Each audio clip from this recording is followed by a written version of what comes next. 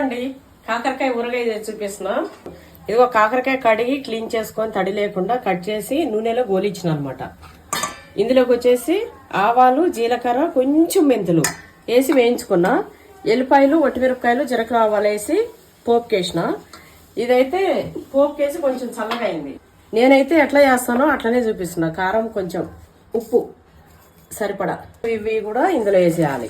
ఈ పచ్చడి భలే ఉంటుంది, ట్రై చేయండి ఒకసారి, మస్తు ఉంటుంది. ఇగో నిమ్మరసం అయితే వేసేసిన. ఇది పొడి కొట్టి వేసేయడం. ఈ పొడి కూడా ఇందులో చాలా డేస్ ఉంటుందా స్టాకు ఊరగాయలాగానే సూపర్. చేసుకుని వెంటనే వేసుకుని తినేయచ్చు. చూసిరు కదా, పచ్చడి అయితే రెడీ అయిపోయింది. మస్తు టేస్ట్ ఉంటుంది, సింపుల్గా. ఒకసారి ట్రై చేయండి. ట్రై చేసిన తర్వాతే టేస్ట్ ఎట్లుందో చెప్పండి.